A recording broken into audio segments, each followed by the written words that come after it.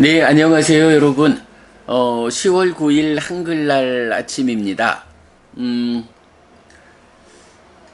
지난 5월 1일부터 시작해서 우리가 이 책, 초기 불교 경전백선 독송집으로,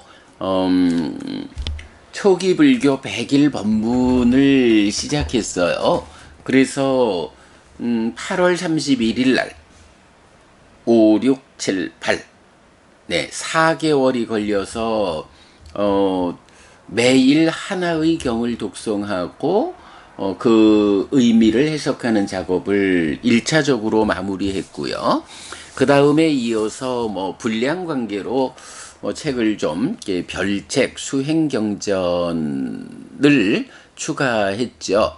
그래서 다시 이 수행경전을 독송하는 별책을 공부하는 과정이 또 한 달하고 한 주일 걸려서 지난 토요일 날 완전히 마무리가 되었습니다. 그래서 총 5개월 하고도 일주일에 걸려서 초기 불교 100일 법문, 100일 법문이라고 하지만 실제로는 좀 더 걸린, 네, 그 과정을 이제 다 마무리했습니다. 그래서,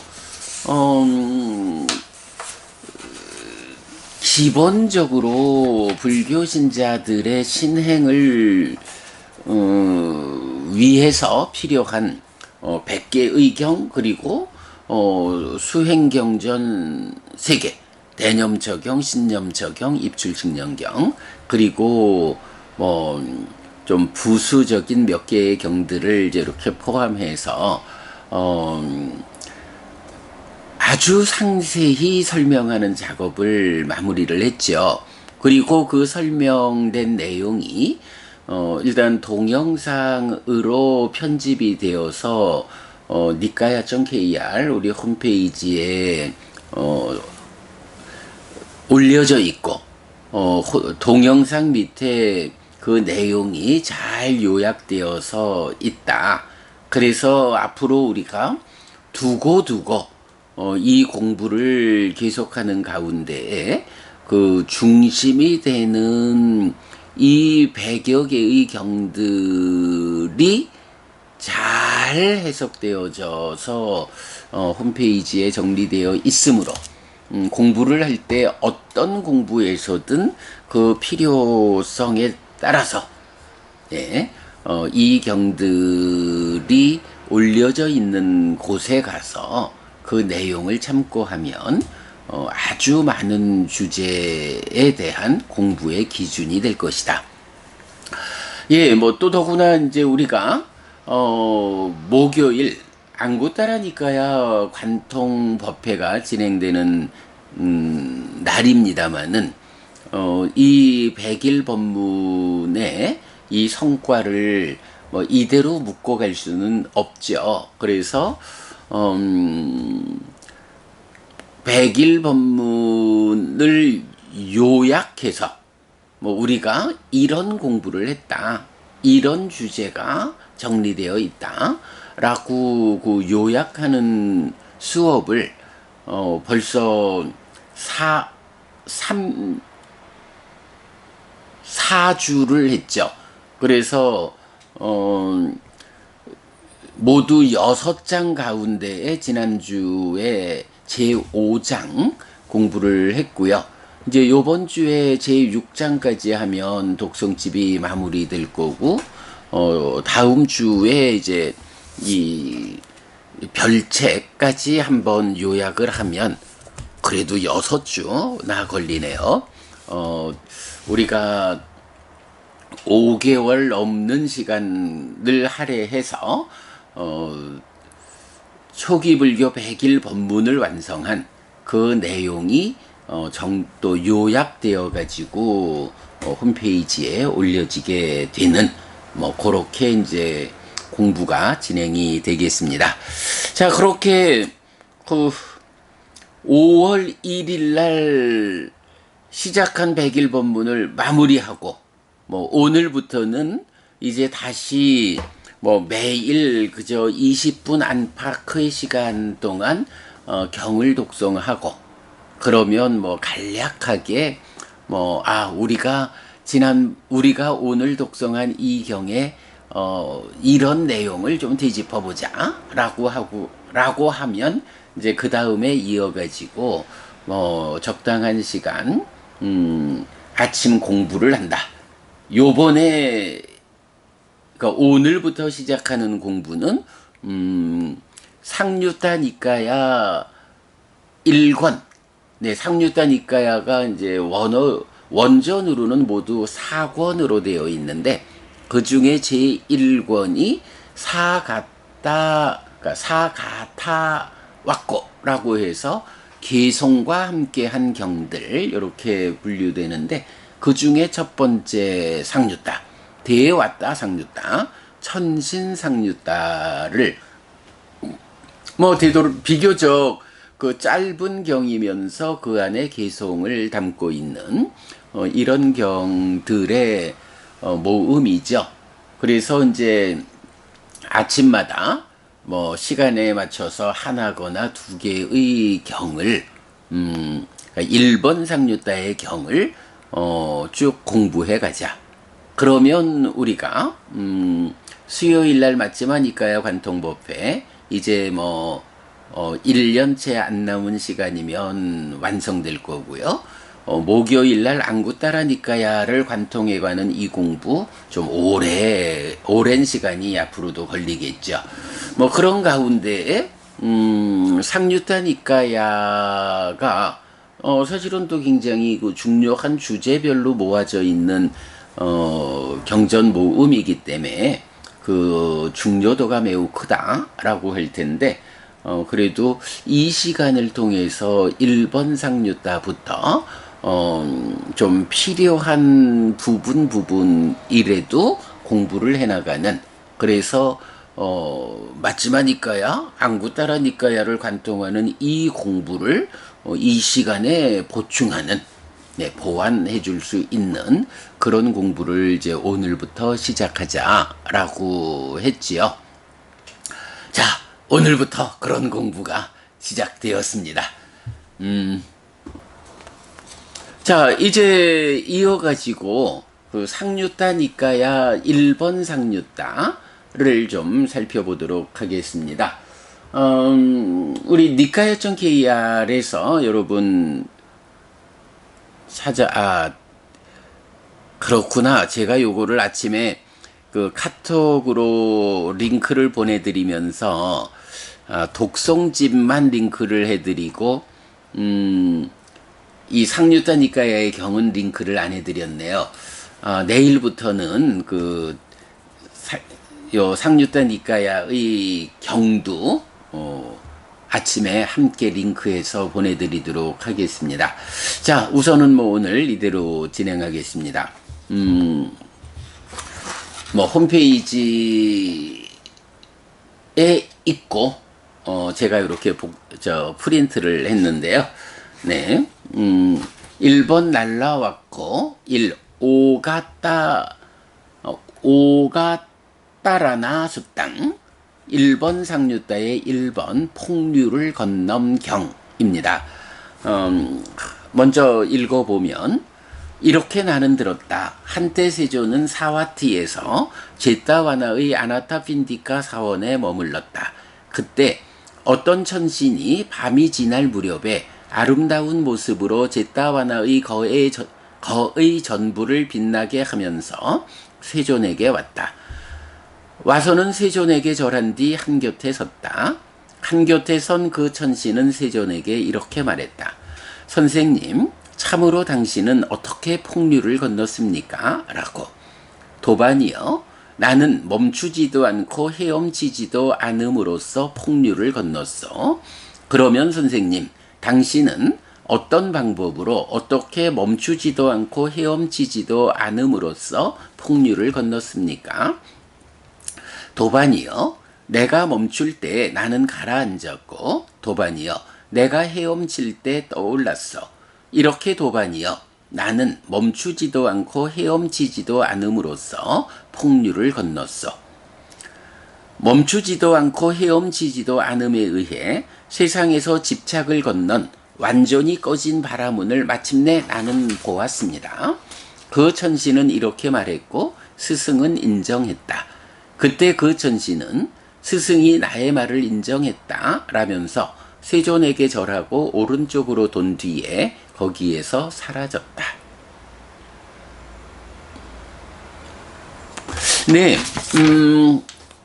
1번 상류따, 천신상류따의 첫 번째 경은 폭류를 건넌 경입니다. 폭류라고 뭐 사전에는 폭류라는 말이 그러니까 한글 사전에는 뭐 안 나오던데 뭐 이게 그냥 흐름이라는 것에 비해서 아주 커다란 비가 쏟아졌을 때에 물이 폭발적으로 흘러가는 그런 이제 흐름을 폭류 이렇게 이제 번역을 한 거죠. 그 폭류라는 빨리 단어가 오가라는 말이고요. 그 다음에 이제 오가 따라나 숲땅 이럴 때 따라나라는 말은 따라띠라고 해서 건너다라는 건너다라는 이제 단어가 있고요. 동사형을 이제 뭐 나라고 하는 명사를 만드는 전미사 붙여가지고 건넘이라고 하는 이제 명사를 만들어서 오가 따라나 폭류 건넘 이렇게 연결하니까 폭류를 건넘 경 이렇게 되었어요. 자, 그래 이제 보면 뭐 이제 경에 이제 많이 나오는 표현이죠. 부처님 어떤 곳에 머물고 계실 때 어떤 천신이 밤이 지날 무렵에 아름다운 모습으로 부처님 머물고 계신 그 장소의 거의 전부를 빛나게 하면서 부처님에게 왔다. 그리고 부처님에게 절한 뒤에 일반적으로 신들은 앉는다라고 안 하고 섰다 이렇게 나오죠. 그리고 이제 부처님과 대화하는 이제 그렇게 시작을 하고요. 그러면서 이제 이 어떤 천신이 부처님한테 질문하기를 뭐 부처님은 부처님이니까 바로 그 중생들의 삶이라고 하는 그 거친 흐름을 건넌 분이다. 이렇게 이제 부처님은 알려져 있죠. 그러니까 선생님, 그러니까 마리사라는 단어를 제가 선생님이라고 번역하고 있는데 아무튼 뭐 부처님 이런 말씀이죠. 부처님, 참으로 당신은 어떻게 폭류를 건넜습니까? 부처님께서는 이런 거친 흐름이라고 하는 이런 중생들의 삶,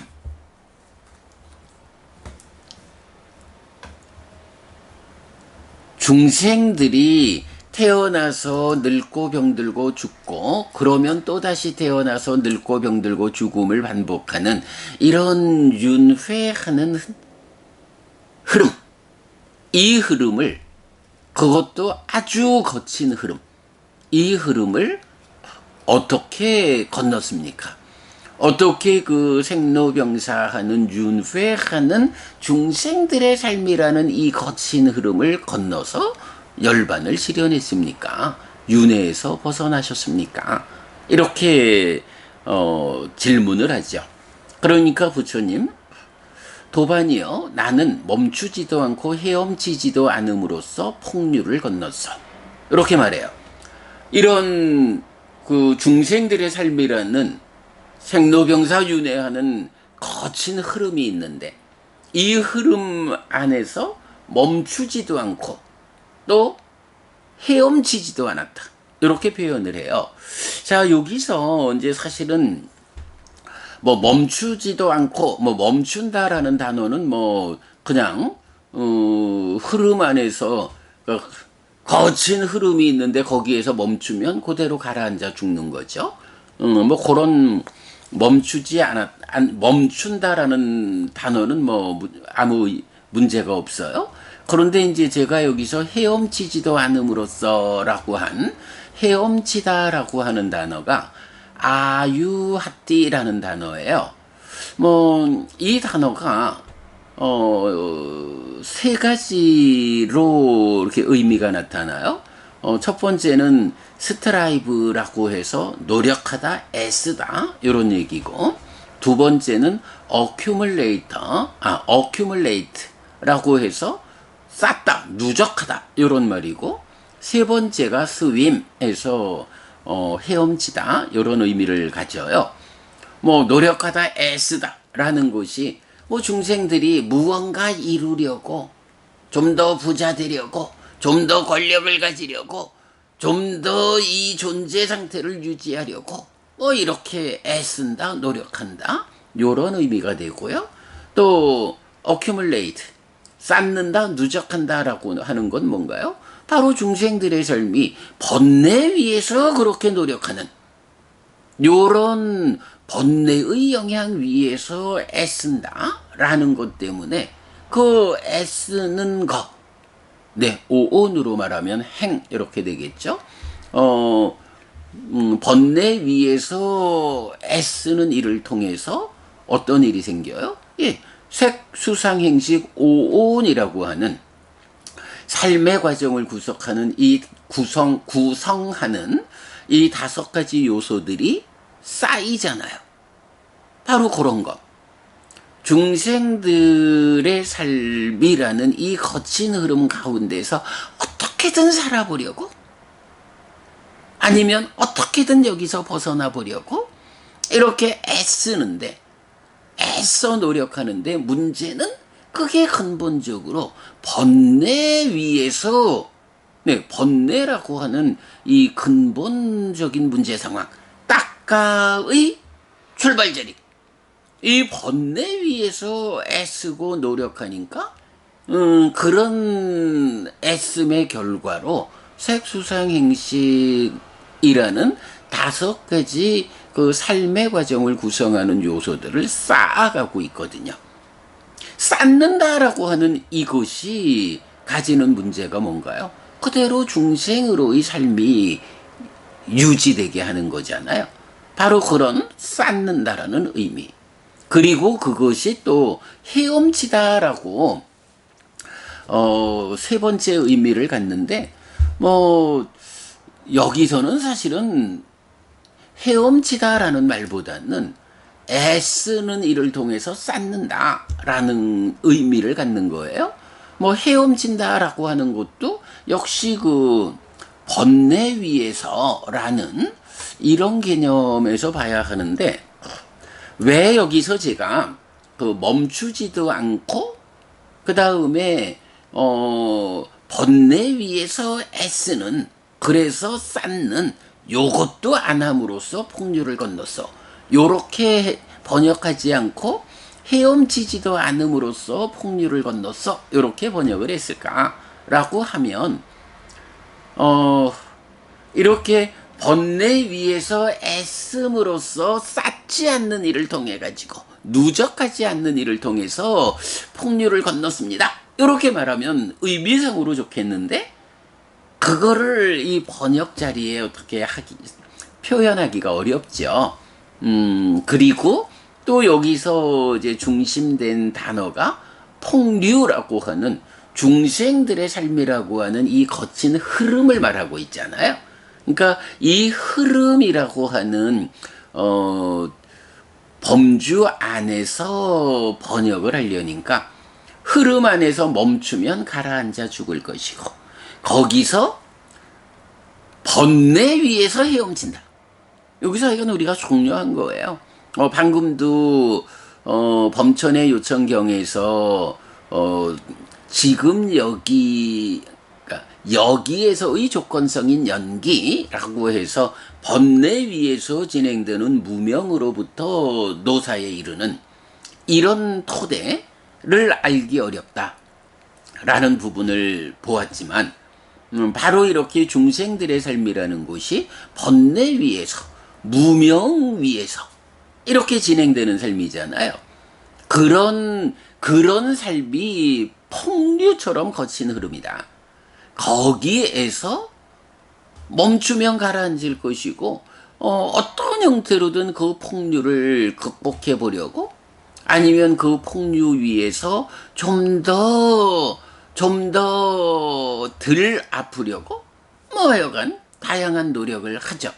다만 이 노력이 번뇌 위에 있다라는 것 때문에 번뇌를 부수려는 노력, 그래서 번뇌가 부서짐으로써 더 이상 그 폭류 안에 있지 않는 요런 상태로 접근하지 못하고, 말하자면 그 폭류로부터 벗어나지는 못하고 계속 그 안에서 헤엄만 치고 있는, 빠져 죽지 않기 위해서 헤엄만 치고 있는 요런 이야기.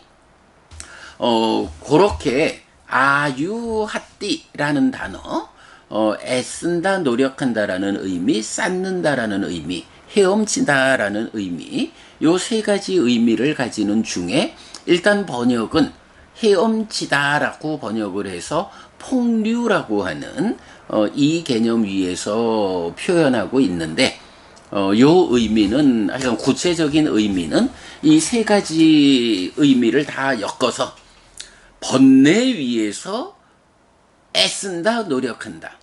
그러나 그 번뇌 위에서 노력한다라는 것은 색수상행식 오온이라는 중생인 나를 구성하는 이 요소들을 계속 쌓는다, 누적한다, 중생의 삶을 유지케 한다.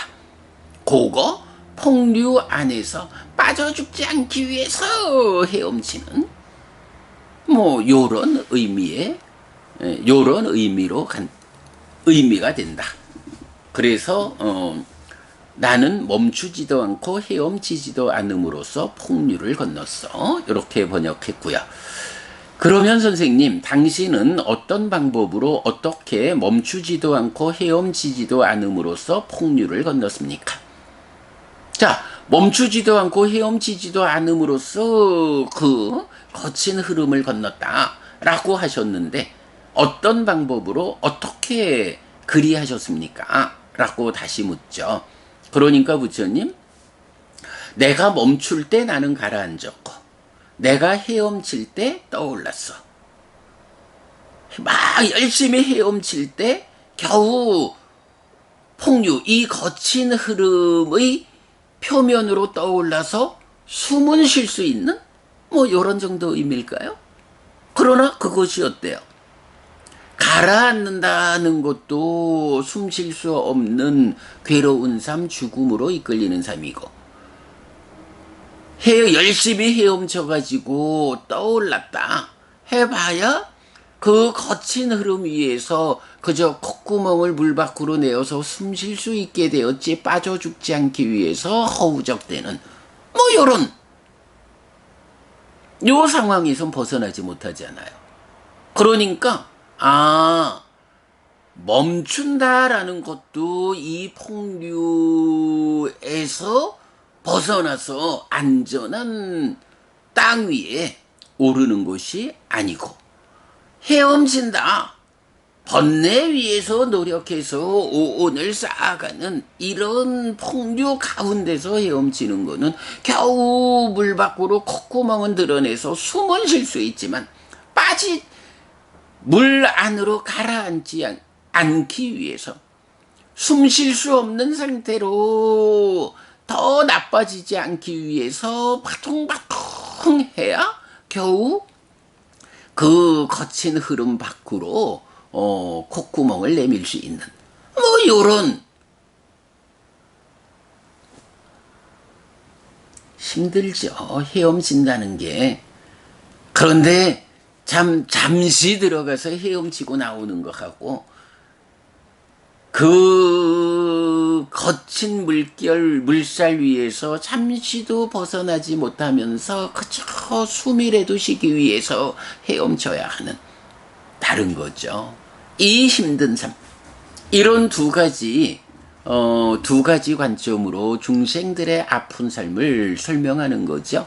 그리고 부처님은 나는 그렇게 멈추어서 그 거친 흐름 속으로 가라앉아서 숨도 쉬지 못하는 그 괴로움, 그것도 그런 삶도 살지 않았고, 그리고 애써 열심히 노력해서 겨우 흐름 밖으로 콧구멍을 내밀고 숨만 쉴 수 있는, 그러나 빠져 죽지 않기 위해서 쉴 틈 없이 팔을 저어야 하는 이런 고단한 삶, 그 두 가지를 다, 그 두 가지 모두를 수용하지 않고 벗어났어. 이렇게 표현하는 거죠. 이렇게 도반이요, 나는 멈추지도 않고 헤엄치지도 않음으로써 폭류를 건넜어 라고 부처님 말씀하시죠. 자, 그랬더니 이제 천신이 멈추지도 않고 헤엄치지도 않음에 의해 세상에서 집착을 건넌 완전히 꺼진 바라문을 마침내 나는 보았습니다 라고 자기의 그 부처님 설법을 들은 감흥을 말하죠. 그 천신은 이렇게 말했고 스승은 인정했다. 그때 그 천신은 스승이 나의 말을 인정했다 라면서 세존에게 절하고 오른쪽으로 돈 뒤에 거기에서 사라졌다. 자, 요런 경인데요.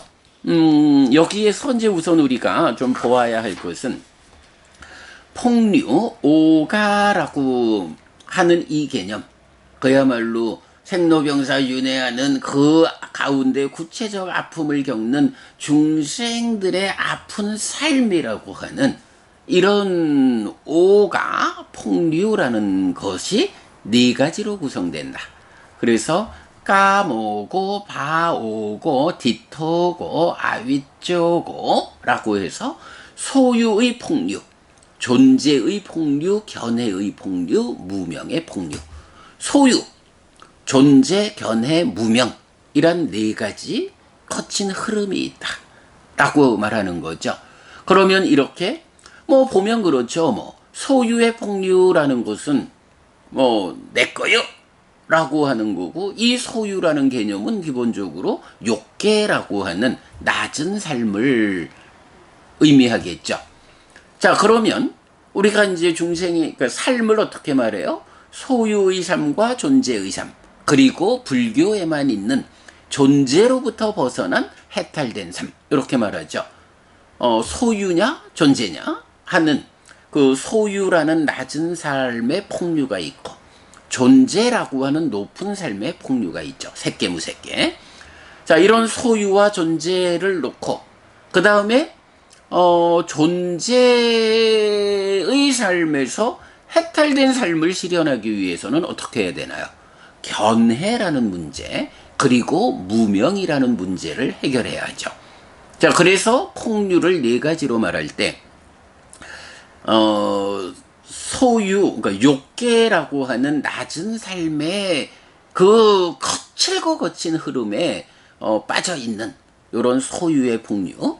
그 다음에 소유에서는 넘어섰지만 뭐 삼매를 성취했고 해서 소유를 극복하고 존재의 삶이라는 좀 더 높은 삶으로 올라섰지만, 그러나 아직까지 그 이것이 나요, 이것이 나의 자요 라고 하는 이 존재의 영역, 그러다 보니까 윤회하는 이런 삶에서는 벗어나지 못한 상태, 존재의 상태죠. 그 폭류, 그리고 그렇게 존재의 폭류에서 벗어나지 못하게 하는 두 가지 요소를 견해라는 것과 무명으로. 자, 견해라는 건 뭔가요? 우리가 전도경 늘 말하지만 상락아정의 전도된 상, 전도된 심, 전도된 견해, 이렇게 있잖아요. 바로 그 전도된 견해, 상락아정이라는 사실에 어긋나는 견해를 가지고 삶을 보는 거, 요게 폭류다. 요것 때문에 존재의 삶을 벗어나지 못한다. 무명의 폭류, 무명이라는 게 뭔가요? 바로 그 근본 자리, 상락아정이라는 전도된 상이 2차 인식의 공동주관으로 참여한다? 번뇌다. 그러면 이렇게 번뇌가, 전도된 상이 참여해서 무명이 처음 생겨나면서 연기의 출발을 알리죠. 바로 그 무명이라는 것이 중생의 거친 흐름인 폭류를 구성하는 거다. 이렇게 나타나죠. 그래서 네 가지 폭류라고 하면 첫째가, 그러니까 첫째 관점이 소유냐 존재냐, 이런 두 가지 삶에서 소유의 삶을 말하는 게 소유의 폭류, 그리고 이 소유를 극복하고 넘어서서 존재의 삶에 왔을 때 아직까지 존재의 삶도 윤회하는 아픈 삶, 중생의 삶이다, 폭류다, 거친 흐름이다. 그 존재의 삶에서 대표적으로 견해와 무명이라는 두 가지 요소가 존재의 폭류로서의 이 아픈 삶을 벗어나지 못하게 한다. 네, 이렇게 말하는 것이 네 가지 폭류라고 하겠고요. 자, 그럴 때 이제 부처님 어떻게 이 폭류를 건넜습니까? 멈추지도 않고 헤엄치지도 않았다. 자, 그러면 여기서 멈춘다라는 의미가 무언가요?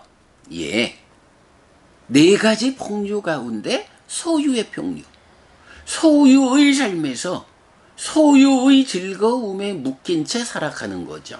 요거 내가 이런 거친 흐름에서 벗어나야 돼, 요런 거친 흐름에서 탈출해가지고 안전한 땅으로 가리라, 이런 마음도 내지 못하고 그런 시도도 하지 못하고 그런 소유의 폭류 가운데서 그저 조금 더 많이 갖고 싶고 조금 더 누리고 싶고, 이런 상태로 그 강력한 거친 흐름 안에서 아무런 노력도 하지 않고 멈추어 있는 거야. 네, 요거 소유의 삶에서 소유의 즐거움에 묶인 실천, 이렇게 보면 되겠죠. 그 다음에 헤엄친다라는 건 뭔가요?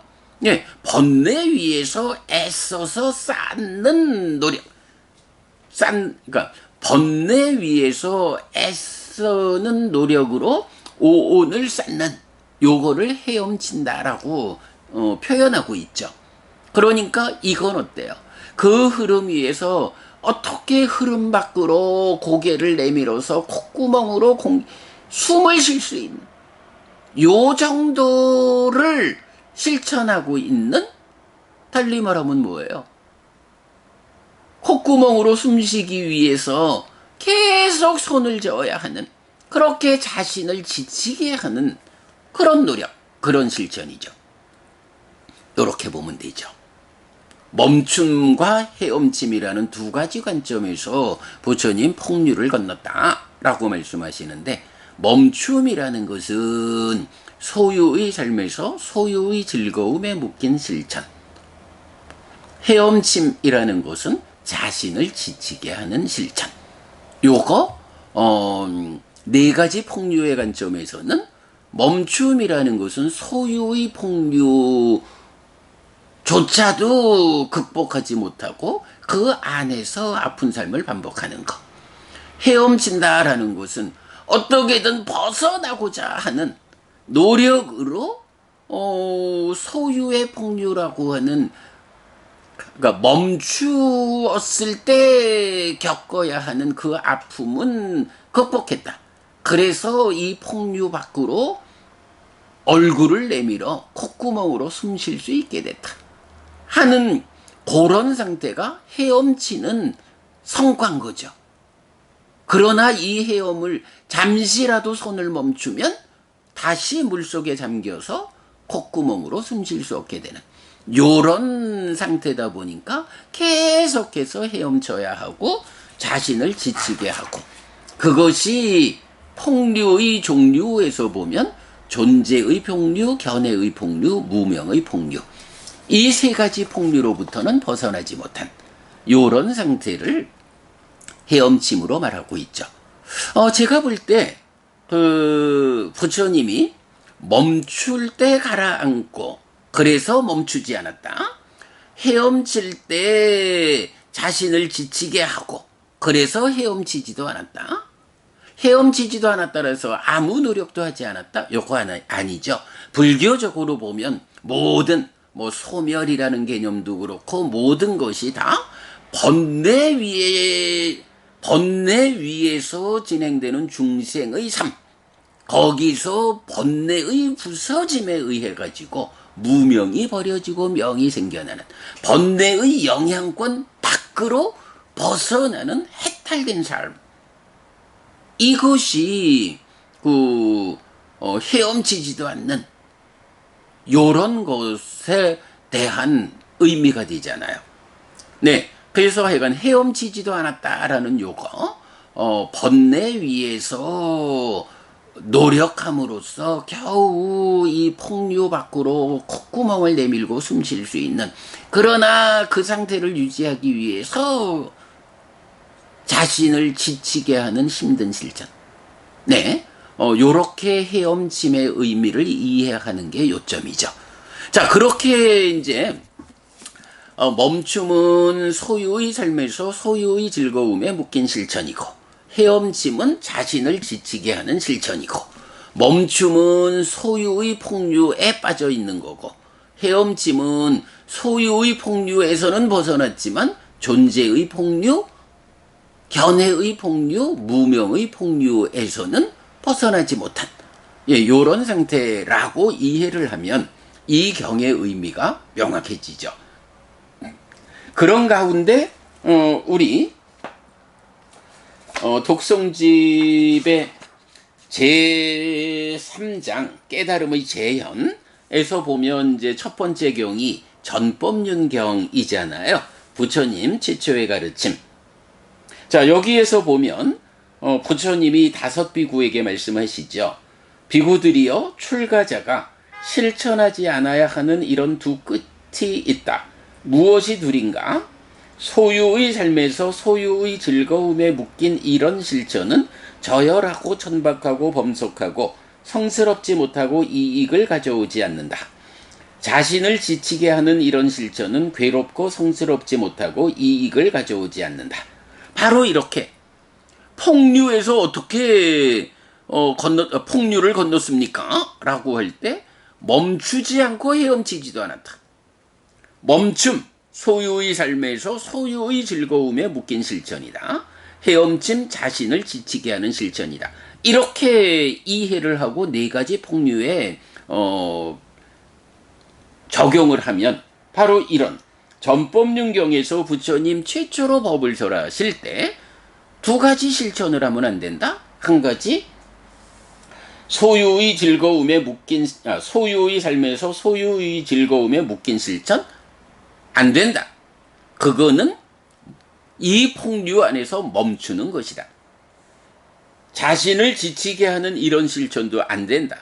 그거는 번뇌 위에서 노력해서 번뇌 위에서 애써가지고 오온을 쌓는 그런 헤엄침이기 때문에 그저 폭류밖에 콧구멍을 잠시 내미는 그런 일에 불과하지 자신을 지치게 할 뿐 폭류 자체로부터 벗어난 해탈된 삶으로 이끌지 못한다. 네, 전법륜경의 이 두 끝으로 접근하지 않아야 한다라는 이 내용을 폭류를 건넌 경에서는 멈춤과 헤엄침, 멈추지 않고 헤엄치지 않았다. 물론 그 근본에는 번뇌 위에서라는 전제가 있다. 이렇게 보면 정확해지죠. 그러면서 부처님 뭐라 하셔요? 이런 양끝을 가까이 하지 않고 열애가 깨달은 중도는 이라고 해서 중도를 말하잖아요. 그러니까 폭류를 건넌 경의 이 말씀은 소유의 삶에서 소유의 즐거움에 묶인 실천이라는 한 끝도 배제하고 자신을 지치게 하는 실천이라는 또 한 끝도 배제하고 중도로서 나는 폭류를 건넜다. 이렇게 말씀하시는 거죠. 이거 여기 있어 이게. 여기서 보면 이제 우리가 그림을 하나 잘 그려냈잖아요. 보디왕자경과 전법륜경으로 이해하는 중도라고 해서 소유를 건너고 존재 위에서 고행이라고 하는 방법으로는 깨달을 수 없고 괴로움을 경험하지 않는 중도, 팔정도의 실천으로 깨닫는. 멈춘다 하는 것은 소유의 삶에 멈춰 있는 거, 소유의 삶의 실천이고, 헤엄치지 않는다라는 것은 존재의 문제를 해소하기 위해서 수행을 하는데 괴로움을 경험한다, 번뇌 위에서 간다. 요걸로는 갈 수 없다. 괴로움을 경험하지 않는 팔정도에 의해서 깨닫는다. 폭류로부터 벗어난다. 요런 말. 이죠. 그러니까 이제 여기서 헤엄침이라는 것은 이제 구체적으로 말하면, 소유의 삶에서는 넘어섰지만, 존재의 삶을 벗어나기 위해서, 길을 몰라서 고행이라고 하는 자신을 지치게 하는 실천, 이것이 헤엄치는 거가 되고, 그거는 번뇌를 직접 부수는 방법이 안 되기 때문에 깨달을 수 없다. 폭류에서 벗어날 수 없다. 폭류에서 벗어나는 방법은 이런 행복의 과정으로 실천되는 중도다. 이런 부분을 말해주죠. 자, 요거를요, 잠시만요.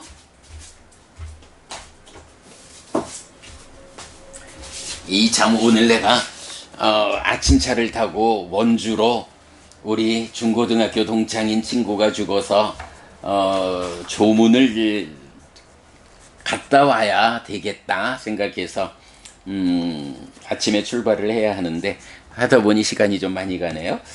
제가 앞으로는요 되도록 강목 스님께서 번역하신 상류다니까야 이 책에서 보면 이제 강목 스님께서 그 주석서를 중심으로 주회를 아주 상세히 잘 달아주셨거든요. 요 강목 스님의 주회에서 보면 전통적인 해석, 아비담마든 청정도론이든 주석서든 이 경들을 어떻게 해석하고 있는가를 이제 잘 설명해 주셨잖아요.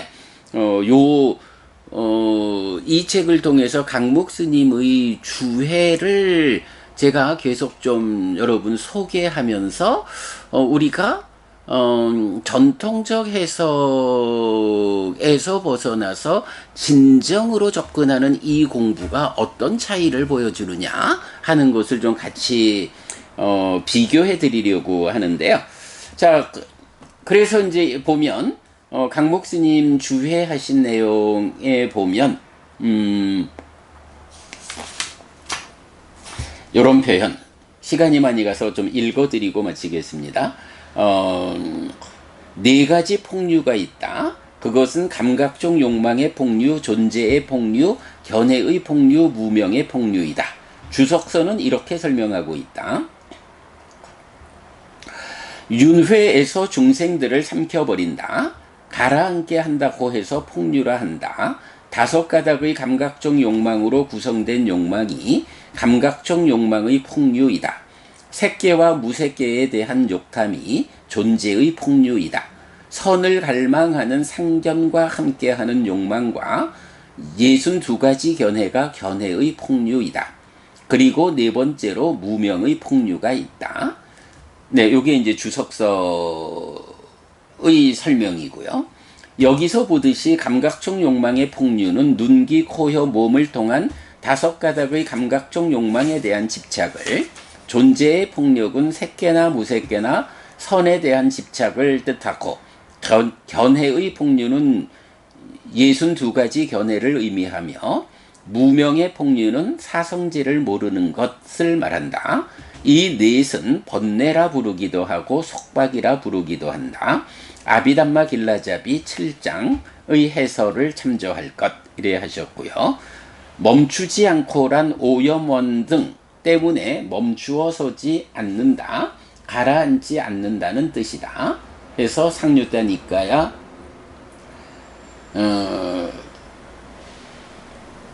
SAT로 나오는데 A는 이제 주석서고 T가 되면 이게 복주서가 되는 거죠. 그 다음에 이제 아둥바둥하지 않고란 애쓰지 않는다는 뜻이다. 아둥바둥하지 않고란 업 형성 등 때문에 아둥바둥하지 않고 중도에 뛰어오른 뒤 아둥바둥하지 않는다는 뜻이다.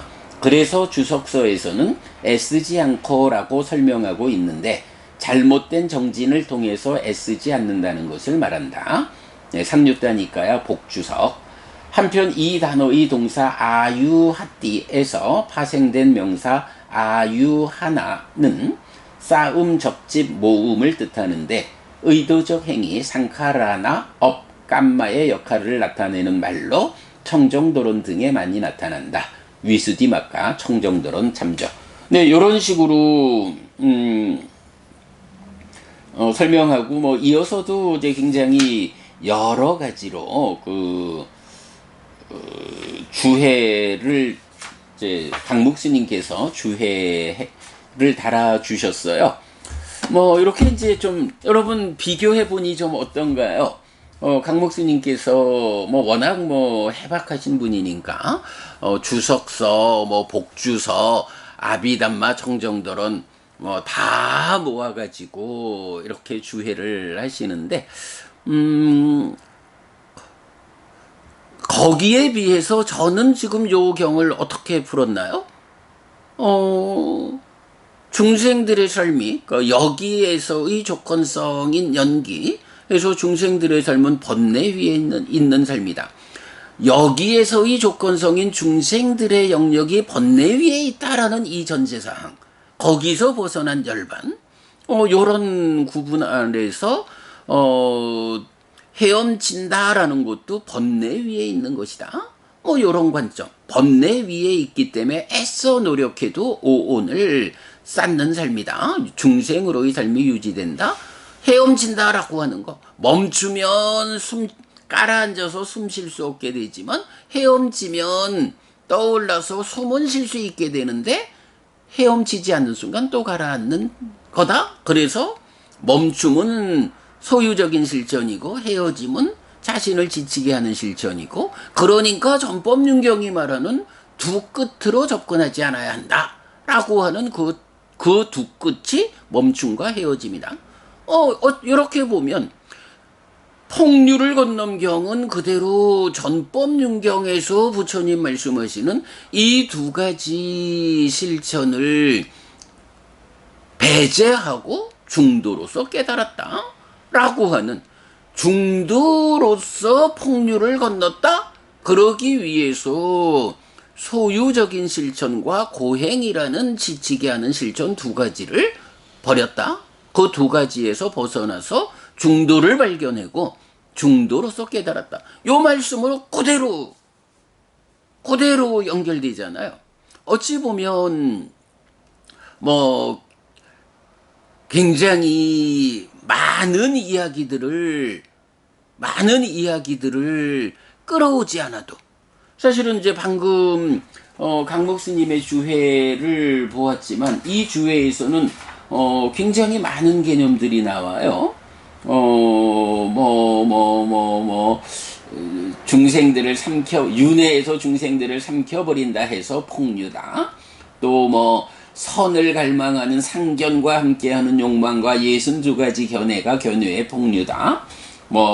그리고 네 가지를 번뇌라고 부르고 속박이라고 부르기도 하고, 뭐 이런 이제 다양한, 또 멈추지 않는다는 거, 아둥바둥하지 않는 거를 설명하기 위해서 뭐 주석서가, 또 청정도론이, 뭐 아비담마가 뭐 이렇게 설명하는 많은 이야기들을 가지고 해석하는 방법이 있는데, 뭐 우리가 그런 그 후대의 교재에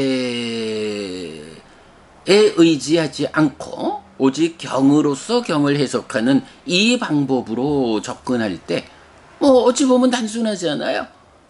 폭류라는 것이 이렇게 중생들의 삶이라는 거친 흐름을 말한다. 거기에서 벗어나기 위해서 소유적인 삶에서 벗어나고자 하지 않는 거, 그거 멈추는 것이고 잠기는 거고, 거기서 어떻게든 살아남기 위해서 헤엄치는 거, 요거 고행이라고 하는 자신을 지치게 하는 실천이고, 전법륜경에서 부처님은 바로 그 두 가지 극단으로 접근하지 않고 중도로서 깨달았다라고 해서 이제 이 경에서 말하는 멈추지도 않고 헤엄치지도 않음으로써 폭류를 건넜다 라는 이 말씀은 전법륜경을 통한 부처님의 설법 그대로를 표현을 바꿔 놓았다. 질문자가 어떤 천신이 폭류를 건넜다라는 것으로서 중도의 실천의 완성 깨달음을 폭류라는 말로 질문을 했기 때문에 거기에 맞게끔 단어 선택을 달리하고 있을 뿐이지, 이거는 그대로 전법륜경에서 양극단으로 접근하지 않고 중도로서 깨달았다라는 부처님 가르침 그대로다. 더 많은 설명이 필요 없다. 뭐 이렇게 우리가 볼 수 있죠. 예, 앞으로 계속 일본 상류따의 개성들을 공부하면서 요렇게 강목 스님께서 참 친절하게 전통적 해석을 잘 주해해 주셨기 때문에 뭐 저도 뭐 많은 공부에 도움을 받고 있고요. 그래서 강목 스님께 늘 감사한 마음인데, 그래도 우리가 또 이제 전통적 해석을 넘어선 공부, 진정의 공부의 관점에서 강목 스님의 주해를 계속 좀 비교하면서 번역 자체는 어떻게 다르고 번역이 지시하는 의미는 또 어떻게 다른가, 전통의 공부와 진정의 공부가 부처님 가르침을 어떻게 해석하는지 그 차이를 좀 드러내보는 그런 시도를 진행해 보도록 하겠습니다. 네, 여러분, 오늘도 부처님의 언어로 부처님의 가르침을 독송하면서 하루를 잘 시작했습니다. 잘 시작한 오늘 하루 여러분 내내 편안하시고 이익과 행복을 쌓는 시간 되시기 바랍니다. 함께 해주셔서 고맙습니다. 여러분 행복하십시오.